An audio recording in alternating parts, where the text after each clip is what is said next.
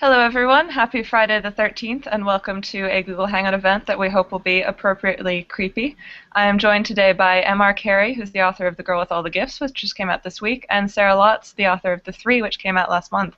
We also have Lauren Beukes as moderator. She is author of The Shining Girls from last year, and Broken Monsters is her new book out this year. We are taking audience questions during this event. You can submit those either through the Google interface over on the right side of your screen. You should see a Q&A app, or you can send them on Twitter to Orbit Books. We're also using the Orbit SFF Hangout hashtag on Twitter if you'd like to join in the conversation. I apologize for the technical difficulties in starting late. Mike Carey unfortunately cannot hear us, myself and Lauren and Sarah, so we're going to be doing this a little bit clumsily through text, but we hope you'll still enjoy it. So with no further ado, I'm going to turn it over to Lauren, who has some great questions for our two authors. Thanks for tuning in, guys. Both Mike Carey and Sarah Lotz's books have to do with a certain kind of apocalypse, and we'll get into that in more detail in a moment. But I wanted to start off by asking you about what your personal worst apocalypse would be. So Sarah, let's start with you. Your personal worst apocalypse scenario. It would be robots or androids. I'm absolutely set up for a zombie apocalypse. I know exactly what I would do. In fact, I just moved into a little tiny cottage in England, and the first thing I did, and actually the first thing I said to Charlie, my husband, was, this is the perfect place to outlast a zombie apocalypse. It's in the middle of nowhere. There's fences everywhere. There's a supermarket fairly nearby. So yeah, but I can handle that. But I cannot handle the machines taking over. Why? Because because of their cold, dead Arnie eyes, and you can't argue with machines. And I'm crap with computers, so I wouldn't be able to sort of hack into them. It would be a mess. I would be the fodder. All right. I'm going to pick up on how you can't argue with computers, because that ties into Mike's book. Mike, what would your personal apocalypse be? Whenever I have a nightmare about the end of the world, it always tends to be a situation where I wake up and there's nobody else around. Everybody else in the world has disappeared apart from me. I guess it's because so much of our identity is socially mediated. If you were truly alone, 99% of what you are would disappear along with the other people. So I think my worst apocalypse is a sort of washed up in a world with nobody else in it sort of apocalypse. The lonely apocalypse. That sounds fairly devastating. Mike, Sarah said that she's scared of a robot apocalypse because you can't argue with machines. But Sarah, I don't think you can argue with zombies either. So you see, I read Mike's book and I disagree with you. I think that you can. There are a certain type of zombies that probably do have some humanity left in them, and that you can. Yeah. So whereas machines, yeah, no, you can't, because they are absolutely logical. The thing about humans and animals is they're not logical.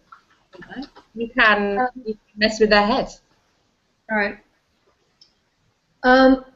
Mike, let's talk about your particular kind of zombie apocalypse and the fact that your zombies are a little different to the usual.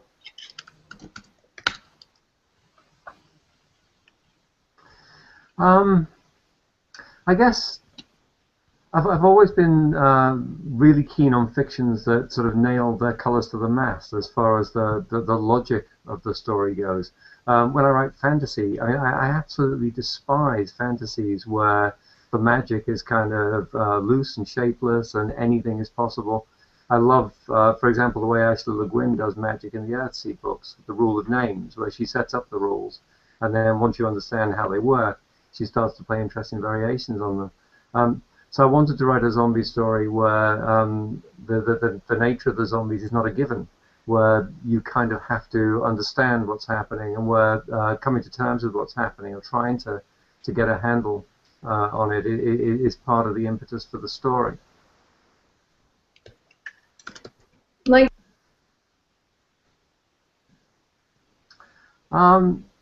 you can argue with some of my zombies, I guess. There are two different kinds of zombies, and the difference between them is not entirely clear. But some of them are perfectly reasonable and perfectly charming, unless they smell human flesh, in which case, yeah, they will eat you. They'll feel bad about it afterwards, but they'll eat you. And part of the point of the story is that there's a research team that's trying to understand why some people have a partial immunity to the zombie pathogen. So that although they are infected, and although they have the hunger, and they can pass the information onto the infection onto other people, their mental functions haven't been impaired. They can still reason, and they can still, to a certain extent, control their actions. Although when the hunger kicks in, it's uncontrollable. So they may be the key to finding immunity to the pathogen and sort of saving the human race from absolute extinction. I'm going to stay on zombies for a moment, and then Sarah, we're going to talk about plane crashes. But Sarah, what is it? I know that you've written a zombie book with your daughter, Savannah, under the pseudonym Lily Hearn, and that's the Deadlands series. What is it about zombies in popular culture that resonates so much right now? Why are they so big? I think it is. They tend to come during times of, like there was the whole zombie thing during the 80s, and it tends to be during times of, like, sort of, for some reason, economic austerity, where and uncertainty. And I think that the real draw of zombies is they are us. They are what we are going to end up like. They make us face our mortality. Because they are.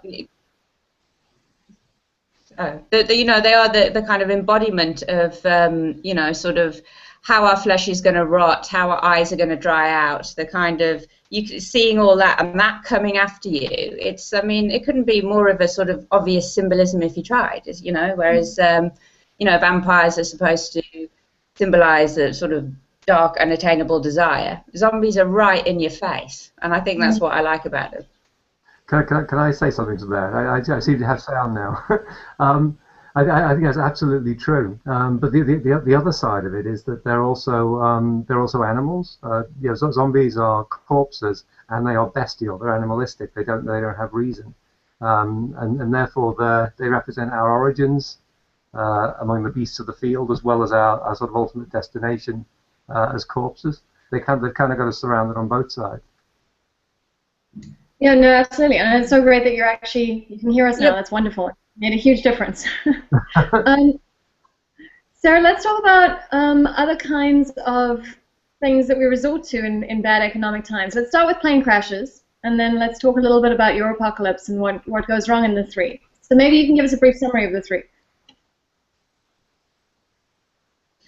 Thank you for that. So basically, it's I start with a unthinkable event, which is 4 plane crashes happening on the same day. Which I think I actually did. I was trying to explain the plot to a book audience in a bookshop recently, and why this would be an unthinkable event. But might not necessarily be an unthinkable event. It would be an event that would capture the world's attention, and that's what I wanted to write about. So the 4 plane crashes happen on the same day, and out of the plane crashes there are 3 survivors, and they are all children. And a woman who was on one of the plane crashes manages to leave just before she dies a message, which then has very far-reaching consequences. And the plane crashes obviously start sparking off conspiracy theories and all kinds of trouble. Is that a brief enough summary? That's a good summary. But we were talking about how zombies often come up in popular culture during times of economic hardship and craziness in the world.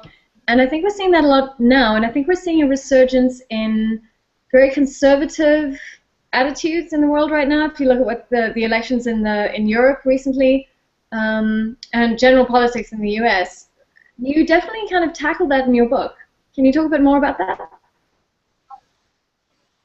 Well, I think a lot of it's driven by fear. I really honestly do believe that fear is the driving force behind a lot of what goes on in the world. It's a fear of your way of life being taken away from you. It's the fear of losing your job. It's the fear of going hungry. It's the fear of your children not having any future. It's the fear of the planet exploding. It doesn't necessarily have to be a fear of, you know, a zombie apocalypse or you know, the moon exploding or whatever. You know, we are driven by fear. You know, like 9/11. I mean, 9/11 changed the world. I mean, it changed politically and socially pretty much the global landscape. I mean, we can't get on a plane now without basically being strip searched, and that is all down to that basic one single event, and it sparked off World War and wars, you know, the war against terror, if you want to call it that, etc., etc. So that is what I think I'm trying to say in this book, is that it is, when we get scared, we try and find answers, and sometimes those answers we find we cling to, they aren't always the right ones. So we can turn to conservatism because it seems to give us the answer. Mike, in Girl with All the Gifts, maybe you can give us a brief summary about what the book is about. We probably should have started with this. But give us the executive summary. Give us the back cover blow. Okay, sure. I guess the story takes place a generation after the world has fallen apart. There is this plague, effectively. They call it the hungry pathogen. It's a fungus. It's Ophiocordyceps, which is in the real world is a parasite on ants. But there's a whole class of microorganisms, fungi and viruses and nematode worms and all kinds of things, which basically have the ability to hotwire your nervous system, to get inside you and control you from the inside, take you and drive you away. So in this case, we have a fungus which blitzes the brain's higher functions and just leaves behind an insatiable hunger. And when the people who are infected with the hungry pathogen smell human flesh, they will pursue their prey and they will feed, and in so doing they'll pass on the pathogen. And there are very, very few uninfected people left. But they've found that there are a few children who seem to have a partial immunity. They can be infected with the pathogen, but they can still talk, they can still think. They're still normal human beings except for the hunger. And it's possible that they may provide the key to a full antidote. So we have a few of these children who've been captured in the wild, brought up on an army base, completely sequestrated from all human company, never touched because they're so dangerous, because a single bite from them will pass on the infection. So they're virtual prisoners, and one of them, Melanie, is the protagonist of the story. She's never known anything different, so she doesn't question this. This is her life. But at a certain point, her life changes. The base falls. She has to. Don't get too deep. Okay, with a number of other people, she has to try and find a way to a safe haven, and various things happen on the road, including changes to the relationships. And you're very interested in the nature of storytelling, and The Girl with All the Gifts refers to a particular Greek myth, and there's a lot of you're playing with a lot of this mythology. Maybe you can talk a little bit more about that. I think that there's definitely a class of stories which become kind of imprinted on our collective consciousness, collective unconscious. The Greek myths are still being read and still being told and still being enjoyed 2 millennia later for a very good reason. It's because they're really powerful stories and they speak to something universal in us. So I think plugging your story into one of these old archetypal, powerful mythological stories is a great way to give it a kickstart, to sort of turbocharge it. In the short story that became Girl with All the Gifts, it was the Trojan War that we were drawing on, and particularly the sacrifice of Iphigenia by Agamemnon in order to get the Greek fleet to Troy. But when I turned it into a novel, I decided that Pandora's Box was probably a better myth to hang it on. And it's relevant at different points and in different ways. I want to come back to what Sarah was saying about questions, and how in times of turmoil we have lots of questions, and that definitely seems to be something that, the Girl with All the Gifts has, is that she's growing up in this environment and she's full of curiosity. And what is Pandora's box to you? Is it fear, or how much of your story is driven by fear? Most of the story is driven by fear, but I guess the point about Pandora's box is that it doesn't just contain the monsters and the nightmares. The last thing in Pandora's box is hope, and that's kind of relevant to our story too. Most of the characters, for most of the time, do act out of fear of the children, out of fear of the infection, fear of what the world outside the base has become. I guess to a certain extent, the relationship between Melanie and Helen Justino, her teacher, is what kickstarts the story and is what provides the impetus for the story. And it's because Justino is able to see Melanie as a human being rather than as just a monster or a potential threat. And I think being able to see past the fear is it's crucial to where the story goes and how the story develops. So we've got a question from Google, from Joe. Sarah, do you sometimes scare, well, both of you, but Sarah first, do you sometimes scare yourself with your own writing? Yes. When I wrote I'm actually flight phobic, and when I wrote the opening scene of The Three, I gave myself nightmares for 2 weeks because I really, really had to imagine that I was on a plane that was crashing, that I could, exactly what it would smell like. There's that smell of sort of, maybe like smell of burning sort of rubber, the fuselage burning, maybe the people, how would they react? And I've actually been on a plane that's kind of fallen out the air, obviously not crashed, because I'm here, but it was actually quite a terrifying experience, and absolutely no one on that plane panicked.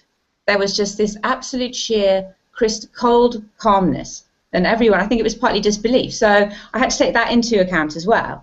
And also, like the thunk of like the sort of, those people who carry too much luggage on board, and they fall down off the compartments, things like that. And it was just, so I really had to get into the nitty-gritty of it, and it was absolutely horrible. And it really upset me, yeah. So sleeping tablets for 2 weeks after that one. So I definitely do, yeah. Mike? There was one scene in Girl with All the Gifts which terrified me at the time and terrifies me in retrospect. It's just conceptually, it's a really queasy and nightmarish sort of place to go to. It's the dissection scene. It's the scene where Melanie is about to be dissected by Dr. Caldwell, by the woman who's in charge of the research at the base. Dr. Caldwell has decided the only way she can get enough information about the pathogen is to dissect all the children one by one. And she starts with Melanie because Melanie is the most intelligent and therefore is the sort of closest to normal human functioning. So we have a sequence where two adults are about to vivisect a child. And I stopped writing that scene in the middle, and I had to creep up on it. I had to go write the chapters that followed on from it, and then come back to it later. And it's still something I find very, very difficult to think about. Yeah. Well, talking about children, and this is a great segue. You guys both write with your children. Sarah, can you talk about how you ended up writing with your teenage daughter, who's now no longer a teenager? She's 22. Yeah, she is 22. She's 22 or 23, I've forgotten. But she's, so we started by writing, we write a YA zombie series together. And basically we started writing it because because it was fun. And we wanted to write a South African books that would appeal to reluctant readers. So basically kick-ass, fun, over-the-top, pure Pulp Fiction. I mean, we've got like lesbian ninjas in there. We've got like sort of all kinds of, sort of over-the-top, trashy, fun things. And we started writing it together because I've always wanted to write a YA. Started writing it, showed it to Savannah, and she said, "This is a load of crap. You do not know how teenagers speak, and you need to learn." And so then I said, "Well, do you want to come in on this and help your old mother out?" And she said, "Yeah." And actually, it worked brilliantly. And we've done 4. So yeah, it's really right. And Mike, you wrote with your teenage daughter and your wife. Yeah, I wrote with Lou. Wow. I wrote an OGN with Lou called Confessions of a Blabbermouth. That was Shelley Bond's idea at DC Vertigo. Right, Because let's pause there a second, and just explain that you are also a comics writer, an award-winning comics writer, and your most recent series is The Unwritten, which deals with storytelling as, a grand mythology itself, and kind of gets at the heart of storytelling. it's So certainly sort of now, it's a love letter to the stories that have meant most to me, certainly. But yeah, Shelley said, we're doing this imprint links. It's for teenage readership, mostly girls. You have a teenage daughter, so very very similar to Sarah's situation. But then we started planning a novel together, and my wife Lynn said she wanted a piece of it too. It was an Arabian Nights pastiche, really. Stories within stories, lots of digressions, lots of meandering plots, a sort of big, huge, shapeless bag of a novel. And we thought that it would be great if each of us sort of took certain characters and certain narrative tracks through it, and then sort of threw it all together and saw what came of it. And it was brilliant. I think if it hadn't been for that, I don't think I could have written Girl. I think I don't know if you agree, Sarah, but I think when you collaborate, you come out with a different voice. You come out in a different place than where you normally are. Oh yeah, absolutely. No, I totally agree. I think collaborating has made me such a better writer.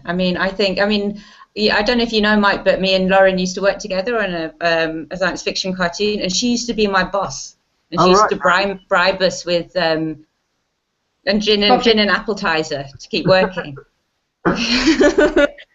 But and I learned a lot from her, especially a lot about doing dialogue and fantastic stuff. And then I learned a lot from writing with Savannah as well. I mean, I think especially writing with a teenager, because you're coming from an almost, I don't want to say purer because that's just a horrible word, but maybe a fresher, cleaner sort of perspective that hasn't been quite so sort of sullied and pushed around.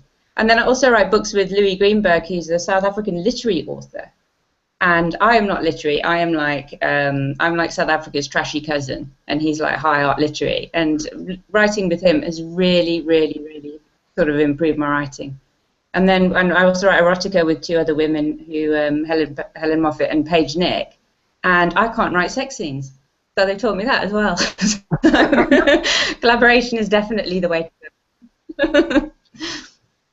Mike, from the comics side, obviously you're working with an artist, and you've had a long-time collaboration with your artist on The Unwritten. How much does that feed into your writing and how you think visually and your descriptions and everything else? Because, I mean, Girl with All the Gifts reads, it's a cliche, but it reads like a movie, and so does The Three. There's so much visual stuff happening there. It's really exciting, and the pace is fantastic. And I'm wondering how much, on your side, comics informs that, and on Sarah's side, script writing. I'm not sure how much comics influences it. It's interesting that you say it reads like a screenplay, because I was actually writing the screenplay at the same time as I was writing the novel. I pitched both the novel and the screenplay on the strength of the short story, Iphigenia and Alice, and they both got approved at the same time. So I was writing a novel version of Girl and a movie version of Girl simultaneously, and it was incredibly liberating, really. I think it's one of the reasons why it comes out so differently from my other books, that I was being forced to think about it cinematically, and then I guess we were kind of finding different solutions to the same narrative problems. The movie stays with Melanie's perspective all the way through. You don't have the jumping from one mind to another, but it focuses you on your own storytelling, and it makes you sort of more aware of your default options. That pushes you in a different direction. And what's happening with the movie, which is a notoriously terrible. It has a budget. It has a production budget. So in theory, we are looking at a January or February shoot next year. It's amazing. In the UK. Mostly in the UK, yeah. Certainly the exterior scenes will be shot in the UK. It's probably not going to be in the home counties. There are good reasons for shooting in the north of England or in Ireland, because you get access to sort of what filmmakers call soft money that way, Right. but mostly in the UK. Can Sarah be an extra? That would be so cool. Can I be an extra? If I can possibly. Can I just ask? Go for it, Sarah.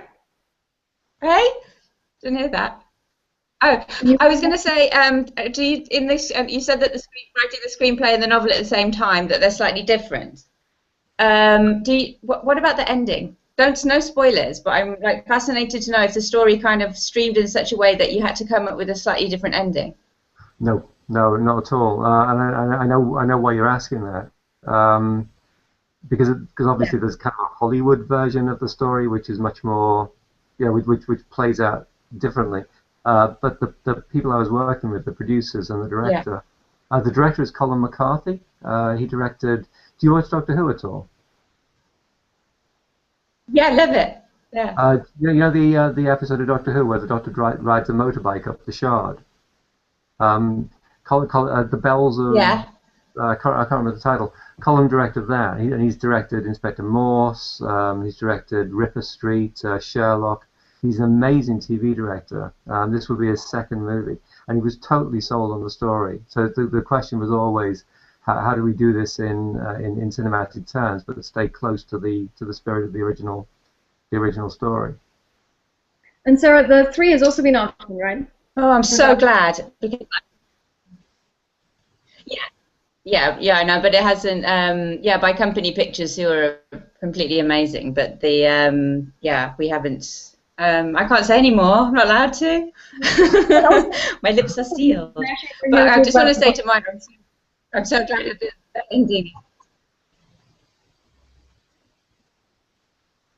Sorry, I've lost. We didn't catch it, Sarah. Can you say it again? I've lost the sound feed here. Oh, we're all talking all over each other. Yeah. Sarah, say what you said about the ending again. No, I just wanted to say that I mean, obviously I adored The Girl with All the Gifts. I thought it was absolutely superb book. But and I'm thrilled that the movie version isn't going to be Hollywoodized, because I adored that ending. I thought it was stunning. So I was just fangirling.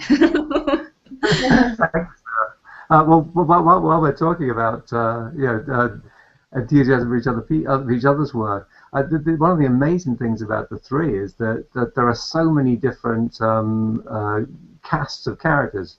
Each time you visit one of the kids, there's a whole like constellation of characters around them. There are lots of different people looking at what's happening from different perspectives. You've got the millenarians in America, Len Voorhees, and then the panelists and so on. Is all of that, do you think, going to come through in the movie version of the 3? Well, they're actually going to do a series, which is great, because then I think you could maybe look into this into a bit more into detail with the stories, rather than probably more detail than is in the book. I'm hoping, especially if they get a better writer than me on board, which would be great. So if it's going to be a mini series, I think that's going to be really, really fun to look at. And there's a lot of story that I wanted to put in the book that was just too much. So all sort of about 80,000 words got cut out of the finished novel. So maybe some of those characters can come a bit more to life in the series. We'll have to see. We've got another question from Google, from Carl. Why do you think people are drawn to apocalyptic themes? Is it a desire or fantasy for second chances? A fantasy to reset the world and start over? Can I speak to that? Yes, please do. I think one of the reasons is, and this isn't my insight, I'm pretty sure somebody else said it first, but I think there's a sense in which apocalypse can come as a relief. If you think about the kind of pressures and tensions that are on people at the moment, the extent to which our lives have become pressured and uncertain and precarious, a lot of people are sort of pessimistic about the future, pessimistic about the future of our society, and pessimistic about their own immediate future.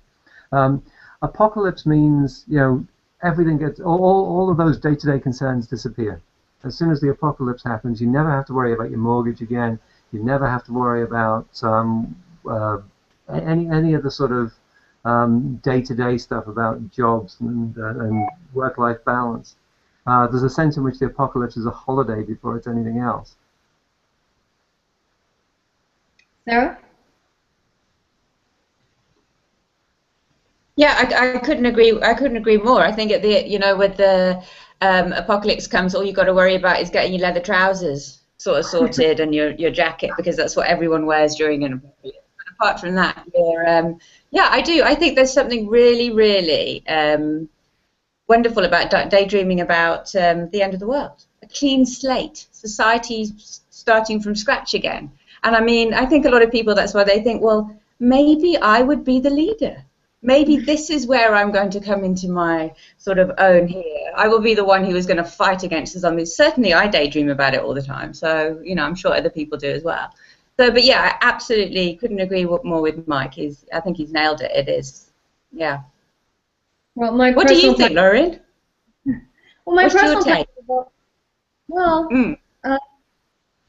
I mean, the philosophy, I think it comes down to fear. I think it comes down to a controllable world, and a world that we can understand.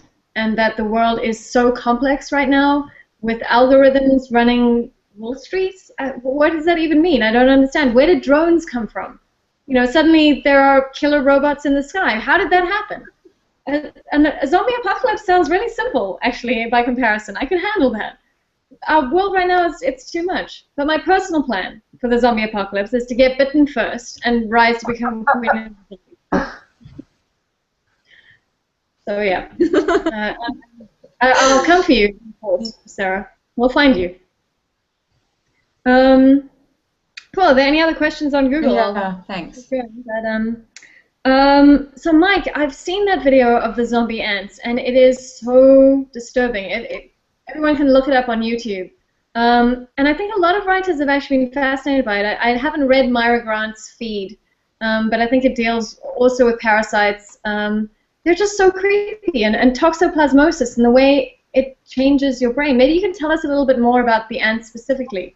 Yeah, I mean, Ophiocordyceps is one of the most terrifying things I've ever come across. I mean, you mentioned the documentary footage, the David Attenborough footage.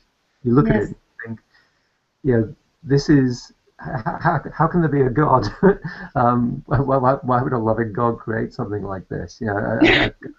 An organism that infects you, that basically simultaneously turns you into a robot, controls your brain and eats away the rest of you, but eats you selectively and slowly, so that you don't lose your motor functions. You can still walk. You don't lose the bits of your sensorium that you need, so you can still see, you can still hear. But then when it gets you to where it wants, which in the case of the ants is like a high leaf, just go to the top of the tallest tree and bed yourself in.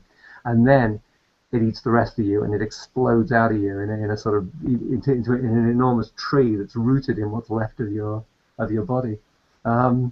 It's just nightmarish. And then I read somewhere that actually by mass, by physical weight, half the biosphere is parasitic organisms. They weigh the rest. They weigh as much as all of the rest of. Wow. That's terrifying. Sarah, your research has taken you to some dark places as well. I think especially on your new book. Maybe you can tell us about that. You went on a cruise.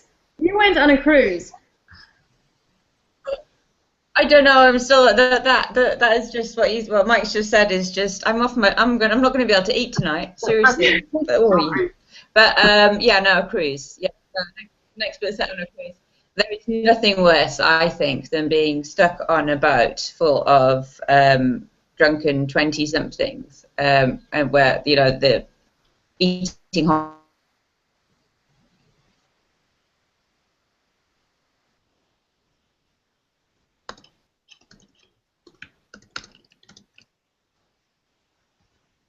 I think we've lost Sarah. I don't know how we get her back, but we'll try. Mike, I've got another question from Twitter. this has a word I don't know how to pronounce. Both books have children as harbingers of the apocalypse. Is that symbolic, the future of humanity? Good question. Is it symbolic? I guess to a certain extent it is. I would be reluctant to say that Melanie is just a symbol. You know, first and foremost, she's herself. But I think science fiction and fantasy and horror have a sort of an ambivalent relationship with children, and I think there is something really powerful about making a child into a monster within a story, because obviously our primary reaction to kids is a protective one. When we see kids, we think A, they're cute, and B, they probably need us. Yeah. And a child who is a monster, a child who is a monster it still triggers that reflex. So you feel both protective and terrified. Yeah. I think that synthesis is a really powerful one to work with. Sarah, we're talking about the symbolism of children in the apocalypse, and you have four children. Yes. In the story, not in maybe real life. 4. Three, Yeah. maybe 4. Not sure. Oh yeah, the story. Or maybe you have 3 missing children. I think that my well, the as children symbolising the apocalypse, you mean? As a that children symbolise the apocalypse? Is that what you're saying? Children kind of heralding the apocalypse, and you know, are they the future of humanity? And I guess evolution. It's a question from Twitter. I see. Yeah. No. Well, for me, I use children because I think that they are. We're supposed to nurture children. Obviously, they are supposed to be. You know, the future is our children. I mean, there's all those really ghastly songs written about it. But I think that's why it is so wonderful to, you know, what Mike did in The Girl with All the Gifts, and what I think I kind of did to a lesser extent was you know, you want to empathize with children because you want to nurture them, you want to take care of them, and then when there's something inherently, and there's certainly not the case with Melanie in The Girl with All the Gifts, but certainly in the kids in the 3, when there's something wrong, possibly evil and twisted and unnatural about them, that really throws everything upside down and really makes you sort of question your own humanity. So yeah, I mean, what are we without kids? And you know, they are, you know, our future. Sad, you know. I was going to say sadly then, but I didn't mean it. But it's also interesting how you both play with this idea of humanity, and you both make characters who should be monstrous. You know, a zombie girl, and Sarah, in your case, we've got some crazy fundamentalists, and you bring so much humanity to their characters, and that's really interesting to take this kind of what would be a monstrous cliche in another writer's hands, and use that as a way of looking at who we are as people. I think you know what I love? Mike first, then Sarah. Okay. I think what I was doing in Girl, I mean, yes, there's a sense in which Melanie is introduced as the monster, and she stands in a lineage of creepy little kids, especially creepy little girls, that you see in a lot of horror fiction. But as the story goes on, I think you realise that there are different benchmarks of humanity and different benchmarks of monstrousness, and there are other characters who more nearly qualify as monsters than Melanie does. So that was definitely something that I was consciously playing with. And it's also kind of other people's reactions to the monster among them. You know. And Sarah, you certainly have that in the 3. And I'm thinking in particular of the scene set in Japan, and there's a whole phenomenon of kind of kids who become shut-ins. And maybe you could talk more about that. Yeah, I mean I think you're talking about the hikikomori, which is apparently there are upwards of 2 billion sort of young men aged 18 to 22 who shut themselves into their rooms. They don't leave their rooms. Their parents bring them their food. They spend all their time online without going out. Some of them don't even get out to use the bathroom. So they kind of, You know, they board at the windows. They, you know, it's yeah, reclusive, and from societal pressure, you know, so which I understand quite a lot. I understand what that pressure feels like. So, but I think, yeah, and I mean, there's also in the book, there's also androids. There's also android doppelgangers, which I'm fascinated by. That, you know, if you want to talk about humanity, it's like what makes us human. I mean, one of the Japanese kids will only talk through the android doppelganger that his father, he's a famous robotics expert, has built for him. So, you know, it's almost like an imposter syndrome, if you want, that kind of thing I was playing with as well. But what I loved about The Girl with All the Gifts, if I can just say this, is that all the characters are at some point monstrous, and all of them have humanity. And there's no, the way that was done was, it was done so beautifully that at the beginning you think you know who the monsters are, and you think you know who the humans are, or the people with humanity, and then it gets flipped on its head about 6 times throughout the book. So you end up questioning everything, even though you think that you absolutely have found the number one, the darkest character in that book, which I don't want to give spoilers, but I think you've already mentioned dissection. You think that that she is the darkest character in the book, and then, well, people just have to read it and see. But that, to me, was done as an exploration of humanity that was brilliant. So thanks for doing that. Thank you, Sarah. While you were talking about the not the hikikomori, but the androids and the sort of android extensions of humanity, there was something I wanted to say. The day after I finished reading the 3, there was a report online about the first artificial intelligence that has successfully passed the Turing test. In other words, 50% of people in a blind test mistook it for a human being. So we now have machines that are sufficiently human to fool us half the time.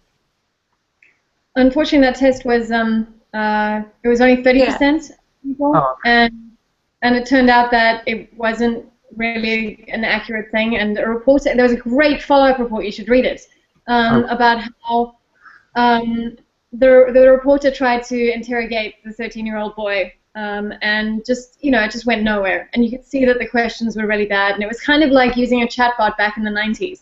It didn't seem that far. But what is interesting, what's interesting to me is algorithms, and the fact that that is an intelligence that we can understand. We're trying to create a human intelligence. And I guess what frightens me is an intelligence that we couldn't understand, like the algorithms that run the financial markets. And I think Warren Ellis picked up beautifully on this in his book Gun Machine. And that's what's really scary. Things that can change the world. Plane crashes. I mean, that could have been an explanation for the plane crashes. Is, you know, air traffic control algorithms gone mad. And that's, I think, even more frightening. Is, as Sarah was saying, something you can't argue with. And I think, you know, ultimately your books are both about humanity and what humanity is, and coming back to humanity. But what happens when we don't have humanity? Yep, I think that's very true. I think the other thing that the 3 dramatizes really effectively and really terrifyingly is just the precariousness of the consensus that makes up our society and our civilization. How a tiny trigger, a tiny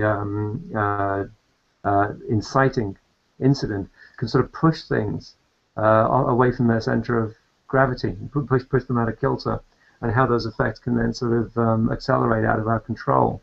There's a huge sense, I think, in the 3 of things spinning out of control all the way through in sort of unpredictable and very convincing ways. And also how people seize onto that and use that. Thanks very much. Use that for their own purposes, kind of seizing onto ideas and spinning it. And I think it's very interesting that you talked about 9/11 and brought it back to that. Let's talk about what you're working on at the moment. Sarah? You're working on like 4,000 things. I'm sure I'm just...